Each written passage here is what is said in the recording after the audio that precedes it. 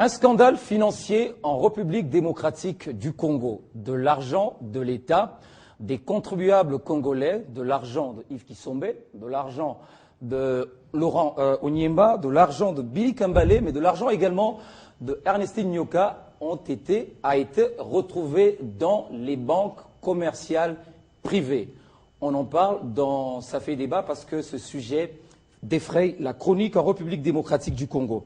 Le contrôle technique imposé également aux véhicules roulant dans la capitale congolaise, on en parle aussi dans Ça fait débat. Est-ce que c'est une solution pour éviter les multiples accidents qu'on dénonce ici? Ce sera notre deuxième sujet. Mesdames et messieurs, bienvenue dans cette émission. Merci. Alors, à ma gauche, il y a Billy Kambale, vous êtes cadre de l'UNC, bienvenue. Merci. Et puis Yves Kisombe, vous êtes avocat et cadre du Parti du Peuple pour la Reconstruction et la démocratie. Nous avons également Ernestine Nyoka, vous êtes avocate, c'est ça, membre également du Parti du Peuple pour la Reconstruction et la démocratie. Laurent Onyemba, vous êtes juriste. Communicateur de la majorité. Communicateur de la majorité également. Juriste et avocat aussi. Juriste, avocat, vous êtes enseignant à l'université de Kinshasa. Merci. Alors, on va commencer avec ce premier sujet qui défraye la chronique ici en République démocratique du Congo.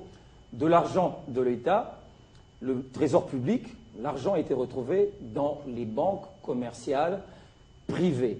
Est-ce que c'est légal ou illégal? Est-ce que c'est normal d'avoir de l'argent de l'État au sein d'une banque, par exemple, privée? Je commence avec vous. Oui, nous avons tous appris cette information. Je crois que c'est le scandale de l'année. Parce que la Constitution dit clairement que la Banque centrale est la seule habilitée à garder les fonds de l'État.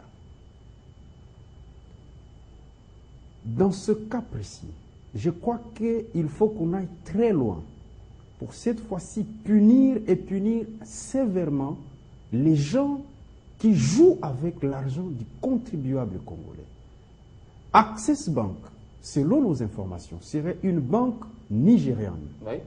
Cette banque aurait des affinités avec le Premier ministre. Ce sont des informations que nous sommes encore en train de vérifier. Et donc, par conséquent, si cela s'avère vrai, dans ce cas précis, nous nous retrouvons dans une situation où le Premier ministre Matata et un ministre délégué qui fait fonction pratiquement de directeur de cabinet, il y a délit d'initié dans les cas précis de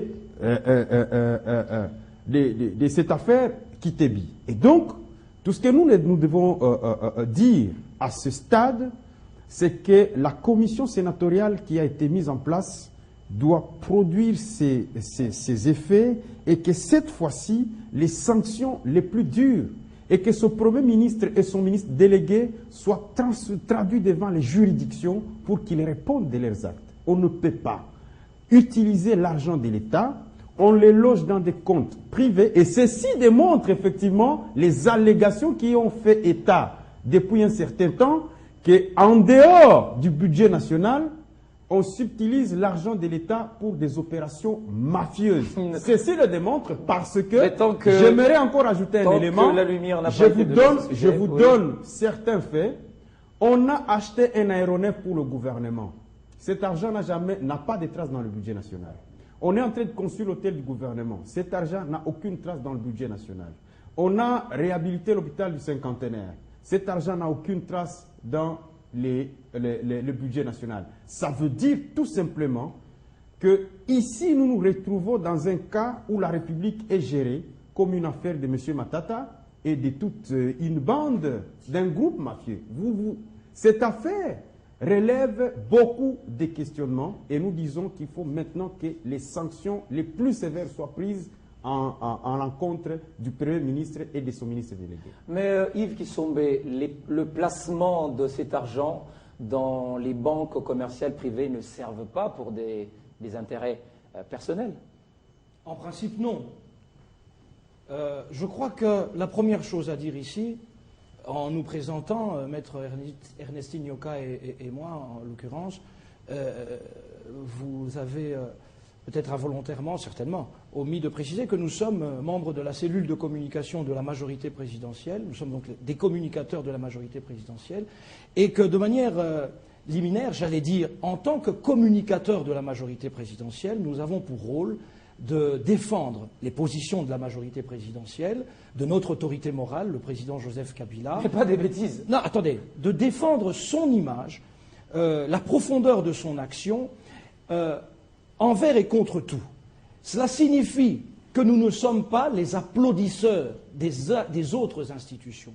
Nous ne sommes pas les applaudisseurs de l'action gouvernementale de manière aveugle. Où voulez-vous en venir? Attendez, je soutiens le gouvernement. Attendez, je soutiens le gouvernement de la République. Non, c'est un mot introductif important. Oui.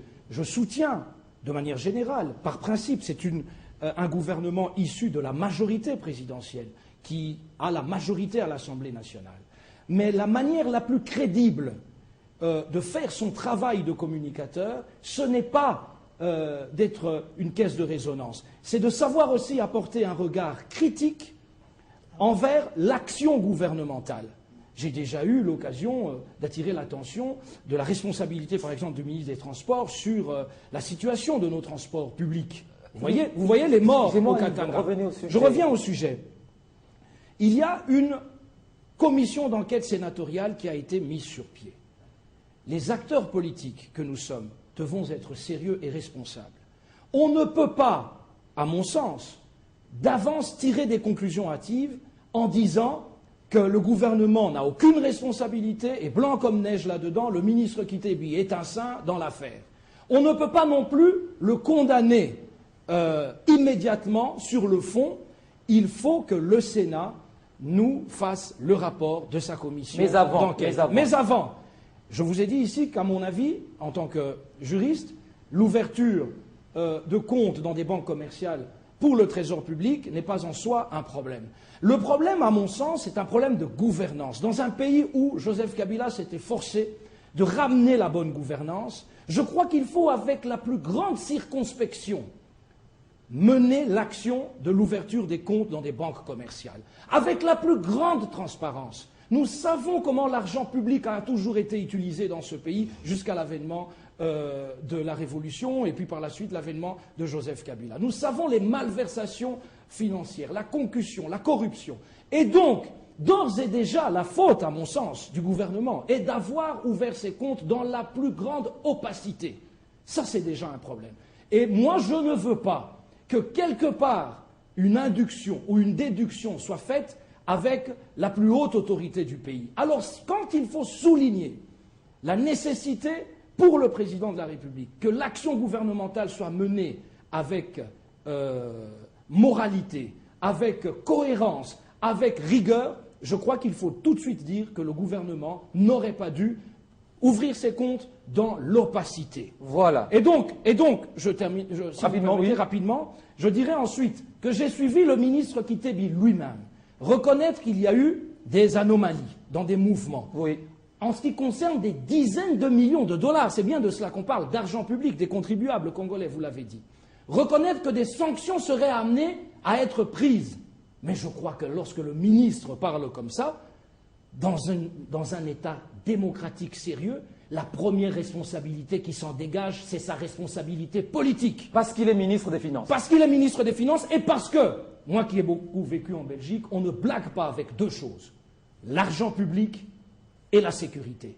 Et donc, quand on est dans une situation comme ça, normalement, c'est la démission qui s'impose pour que la commission sénatoriale puisse faire son travail en bonne et due forme. Mais je terminerai en disant que je ne tire pas de conclusion sur le fond. Oui.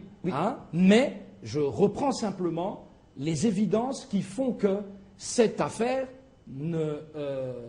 n'embellit pas l'image de l'action gouvernementale. Voilà. Et surtout que cette commission devra aussi, comme l'a dit Billy Kambale, je suis désolé, nous montrer les ramifications éventuelles avec Access Bank, dont on entend dire déjà des choses. Voilà. Alors, un avis négatif qui vient de quelqu'un de la majorité présidentielle. C'est vraiment très encourageant. Je préfère prendre Madame Ernestine. Qu'est-ce que vous avez à dire par rapport à ce qu'a dit tout à l'heure Yves Kisombe? Monsieur Floride, Yves l'a déjà dit. Il ne faut pas dire un avis négatif qui vient de quelqu'un de la majorité présidentielle. Il faut dire que, vous voyez, le Parlement dans son ensemble, il y a des députés comme des sénateurs qui sont membres de la majorité. Il y a des députés, s'il vous plaît, laissez-moi un peu terminer. Il y a des députés et des sénateurs qui sont aussi membres, d'une part, de la majorité, d'autre part, des choses de l'opposition. Oui. Mais lorsqu'une question se discute au Parlement, vous avez par exemple suivi la question qui a été posée, plutôt le projet de loi que la ministre de la Justice a amené devant l'Assemblée nationale. Ces textes n'ont pas été dits recevables. Oui. Pourtant, nous savons qu'au sein de l'Assemblée nationale, la grande chose, la majorité des députés est de notre famille politique. Oui. Et pourtant, ces textes qu'on a jugés être des textes inconstitutionnels, ces textes ne sont pas passés. C'est-à-dire ceci, qu'au sein de la majorité, comme le disait déjà Yves, nous ne faisons pas une caisse de résonance. Très bien. Nous jugeons aussi en âme et conscience. Mais non, et à votre avis par rapport au sujet. Lorsqu'on rentre dans les sujets, dans les cas Kitebi, il est vrai que la loi fondamentale, sinon les piliers, le texte qui nous gère, qui nous gouverne, la Constitution prévoit, lorsque vous regardez à ce qui concerne le fonctionnement de la Banque centrale, le fonds public doit être déposé à la banque. En fait, c'est la Banque centrale qui est la détentrice. Et au sein de cette Banque centrale, on a ce qu'on appelle le compte du Trésor public. Oui. Et dans le cadre du compte du Trésor public, les ministères des Finances avaient la possibilité d'avoir des sous-comptes pour pouvoir gérer... Toujours au sein de la Banque centrale. Toujours au sein de la Banque centrale pour pouvoir gérer les différents projets d'investissement qui peuvent exister. Alors, maintenant, la difficulté, c'est laquelle? C'est que c'est vrai que des comptes ont plutôt été ouvertes. Oui. Et la Banque centrale, qui est l'autorité financière de toutes ces banques, je crois que la seule difficulté, que je voulais dire, la seule difficulté serait dans les cas où une de ces banques, où le compte est ouvert, si ces banques tombent en faillite, s'il y a un problème de dissolution, dans lesquels cas on va réellement avoir des problèmes avec le fonds de l'État qui ont été décaissés. Et l'État va subir des torts. Oui, l'État va subir, c'est vrai, des contre-coups, et ça, oui. c'est vraiment pas agréable pour les choses, le compte du Trésor public. Maintenant, la difficulté serait que nous puissions attendre. Parce que c'est vrai que des comptes ont été ouverts dans une certaine opacité, ça c'est dit. Maintenant, il faut attendre le résultat de l'enquête pour qu'on voie comment est-ce que cet argent, du moins, a été géré. Mais ce que moi, j'aimerais encore davantage déplorer, c'est le fait que, jusqu'à preuve du contraire, nous n'avons pas un ministère de Finances, à proprement dit. Nous avons un ministre délégué aux Finances. Et donc, ça n'exclut pas qu'il ait l'œil sur les mouvements de l'argent de l'État. Ça n'exclut pas. Il doit avoir l'œil. Il doit avoir l'œil, mais je crois que la première responsabilité reste d'abord celle du Premier ministre pour ensuite, enfin, parler du ministre délégué aux Finances. Alors, on vous écoute. Est-ce que le fait d'avoir de l'argent, à votre avis, dans les comptes, dans les banques commerciales privées, est illégal? Parce que ça divise déjà. J'ai reçu des gens ici, intelligents, qui ont dit non, il n'y a aucun problème. Merci, je salue les amis sur ce plateau. Je suis un amateur de la diction de Yves Kisombe et finalement un ami à Adam Nyoka, je ne parle pas de Willy Kambale. Est-ce qu'il faut faire une mise au point à ce niveau? Si vous lisez l'article 176 de la Constitution, vous allez comprendre que la loi est claire. Nous parlons de la Banque centrale, qui est la seule banque qui peut gérer les comptes publics, l'argent de l'État. Mais ce qu'il faut amener comme nuance, c'est que du point de vue de droit, dans un cadre du partenariat public-privé, ça on ne l'a pas dit, il y a une possibilité que la loi donne, qu'on aille avec les banques privées. Mais le problème est à quel niveau? Qu'on aille avec les banques privées. Ça veut dire ouvrir un compte dans une banque privée. C'est prévu. Je dis dans le cadre du partenariat public-privé. C'est prévu. Mais à quel niveau se pose le problème? Le problème se pose au niveau de l'opacité justement de la gestion de ces comptes-là. Rentrons à la question orale au Sénat. Ah, votre démarche est en second plan, c'est-à-dire la gestion.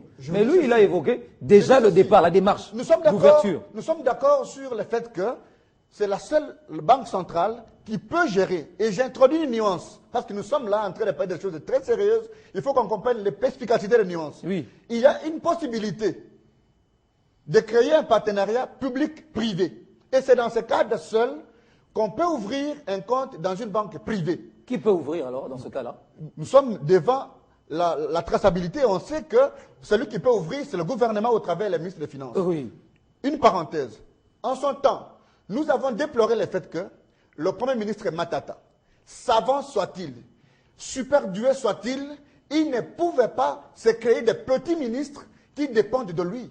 Aujourd'hui, qu'est-ce qu'il en est de la gestion de Moukoko, mon cher ami? Où est Moukoko? S'il vous plaît, laissez-moi parler comme tous les autres.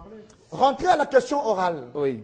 Pourquoi les sénateurs arrivent aujourd'hui à dénoncer cette situation anormale? Ils ne le savaient pas lui non plus. C'est parce que d'abord, on a trouvé un compte inconnu de la gestion normale du fonctionnement de l'État. De deux, dans le même compte, on a trouvé de l'argent parti. Oui.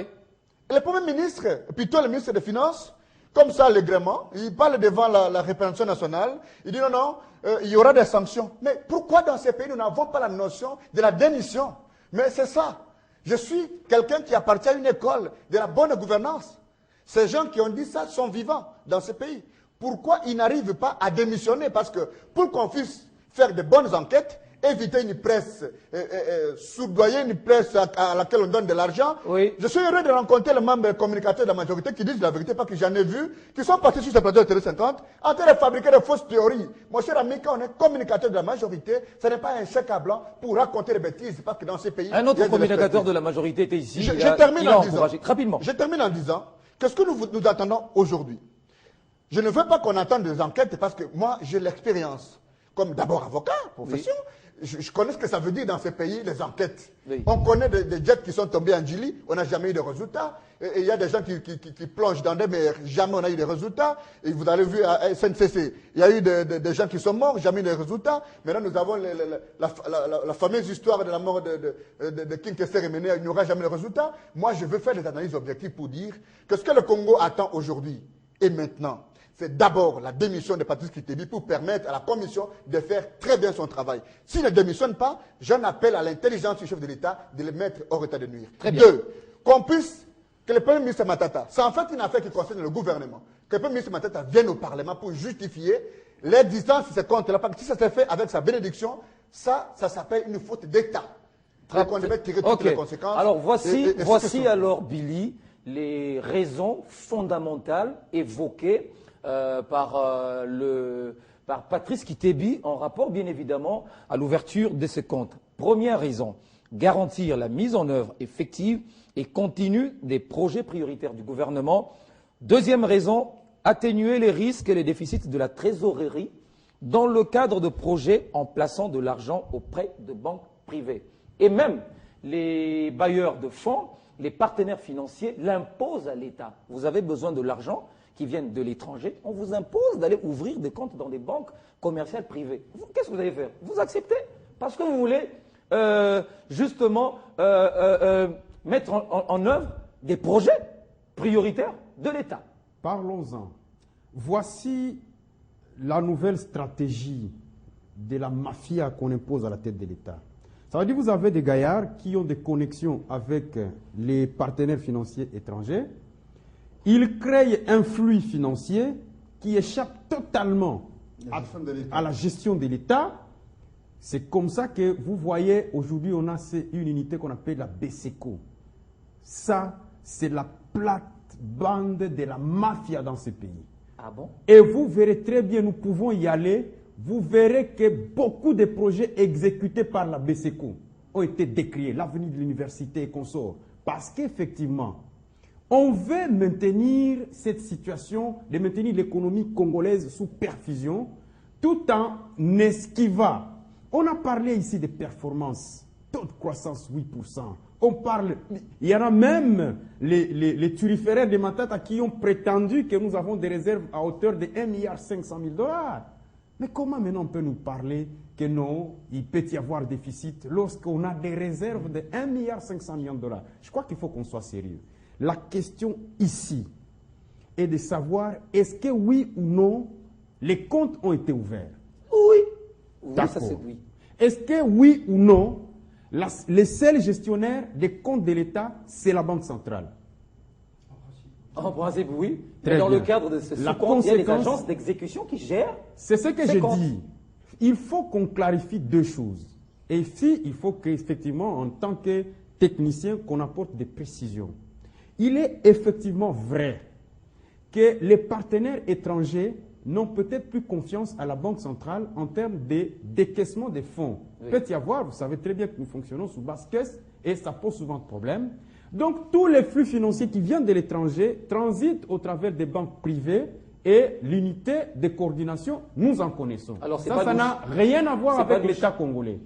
La question dont il est ici, il est question de quoi? Des fonds du contribuable congolais.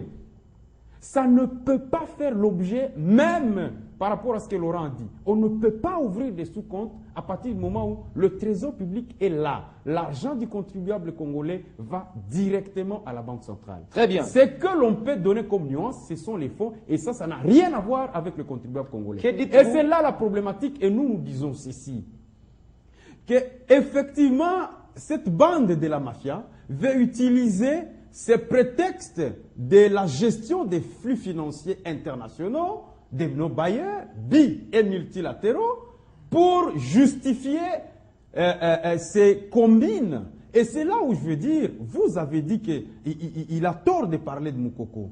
Vous savez très bien que Moukoko est exclu du gouvernement d'une manière tacite, parce qu'il ne participe plus aux réunions stratégiques alors que c'est lui le liquidateur de la République. C'est lui qui liquide les fonds de la République. On va écouter mais il participe plus aux décisions. C'est cela la raison fondamentale où nous disons que le Premier ministre doit tirer toutes les conséquences et on doit le déférer devant la justice. Parce que ce qui s'est passé, c'est tellement grave qu'on ne peut pas accepter que les gens continuent à jouer avec l'argent. Ces raisons évoquées, de la République. Yves Kisombe, ne sont-elles pas plausibles à votre avis? Non, les raisons. Pas entièrement. Le sujet est tellement sérieux qu'il faut revenir sur deux choses. Je pense que l'ouverture de comptes du Trésor public pour le compte du Trésor public dans des banques commerciales n'est pas en soi illégale. Okay, je crois, j'ai suivi des analyses, j'ai vérifié. La Banque centrale est le caissier de l'État.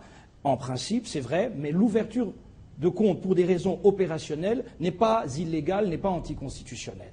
Et le problème ne se pose pas là. Okay, le problème, c'est un problème de gouvernance. Lorsque l'on redresse le cadre macroéconomique, lorsqu'on est un gouvernement de rigueur sur le plan économique, on ne peut pas ouvrir des comptes de cette manière aussi opaque. J'aimerais préciser une chose. En tant que communicateur de la majorité présidentielle, parce qu'il faut bien se comprendre, nous avons une sensibilité. Et je parle évidemment sous réserve de toute prise de position officielle de la majorité présidentielle qui ne viendrait pas de moi, mais que je relayerais avec Maître Ernestine Nyoka. Mais puisque la majorité présidentielle, c'est aussi le centre du débat démocratique voulu par Joseph Kabila, nous avons, nous, en tant qu'acteurs politiques de la majorité, le droit d'exprimer une sensibilité, surtout lorsque je ne veux pas, moi, Yves Kisombe, que toute mafia éventuelle évoquée par Billy Kambale soit le moins du monde rattachée, de près ou de loin, au président de la République. Voilà pour laquelle je dois dire ici que le Premier ministre, puisque c'est lui le véritable ministre des Finances, lorsque le président de la République vous confie la responsabilité d'avoir un ministre délégué aux finances, ce n'est pas un chèque en blanc. Ça veut dire qu'il vous fait confiance. Parce que le président Kabila, c'est l'homme qui respecte le plus les fonctions de chacun. Mais ça veut dire aussi que c'est une responsabilité. Et donc vous devrez répondre de vos actes politiquement et judiciairement éventuellement. Donc, cette ouverture et la gestion de ces comptes n'est pas conforme à la bonne gouvernance. Je suis désolé, mais il faut le dire. Deuxièmement, il n'y a pas, à mon sens, opportunité à l'ouverture de ces comptes. Si les partenaires internationaux passent par ces comptes, je ne suis pas d'avis que le gouvernement de la République ait un intérêt opérationnel à ouvrir des comptes dans des banques étrangères, dans des banques commerciales étrangères aussi, parfois. Oui. J'en veux pour preuve. Lorsque vous avez un paiement que vous attendez, vous, citoyens congolais, dans la chaîne de la dépense, j'en ai fait l'expérience à plusieurs reprises, ne fût-ce qu'au titre familial, eh bien, l'étape la plus rapide, c'est celle de la Banque centrale. Du ministère du Budget, en passant par le ministère des Finances, la direction du contrôle budgétaire, la direction du Trésor et de l'ordonnancement, le feu vert personnel du ministre pour vous payer, une fois que c'est donné, l'étape la plus rapide, c'est l'exécution à la Banque centrale. Donc moi, je ne vois pas des partenaires du gouvernement traîner pour se faire payer par la Banque centrale. Je suis désolé. Alors, madame, et donc je dis qu'il y a une faute déontologique, à mon avis, une faute politique, c'est celle d'une action peu transparente. Et je rappelle ici que c'est le ministre Kitebi en personne qui dit qu'il y a eu des anomalies, qu'il y aura des sanctions. Et moi, je pense que la sanction la plus évidente, c'est celle de sa responsabilité personnelle qui doit être tirée. Madame, le tarif des transactions est de l'ordre de 1,5% imposé à l'État, alors qu'avec d'autres partenaires, c'est 1%. Vous voyez où vous mettez votre gouvernement? Il y a réellement problème, Floride. Parce que lorsque, par exemple, vous prenez un crédit dans une banque commerciale, il y a des banques sous le taux de remboursement qui vous prennent 18%. Toujours à Kinshasa ou toujours en RDC. Il y a des banques qui vous donnent, comme taux des trucs de remboursement aussi, l'intérêt de 24%. Et donc, c'est un danger réel que d'aller dans les banques commerciales. Parce qu'il y a un peu une espèce de liberté. Et cette espèce de liberté-là peut être préjudiciable pour le fonds de l'État qui passe par ces banques. Mais moi, j'aimerais quand même dire ceci. Nous connaissons, nous, qu'il existe ce qu'on appelle des réunions de la troïka stratégique. Dans le cas de ces réunions, je crois que siègent normalement, à part le Premier ministre, le ministre délégué aux Finances, le ministre, le vice-premier ministre du budget et le gouverneur de la Banque centrale. Mais nous avons constaté, je crois que ce sont des dérapages réels. Parce que moi, j'appelle ça dérapage.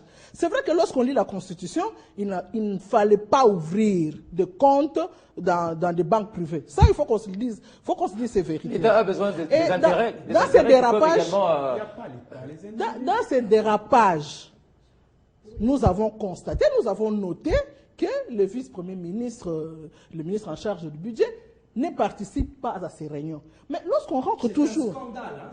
Hein, déjà, c'est un fait pas anodin. Moi, j'appelle ça déjà un vrai dérapage. Et lorsqu'on rentre dans cette constitution... Mais peut-être pour des problèmes particuliers. Non, même pour les problèmes particuliers, on est au sommet de l'État.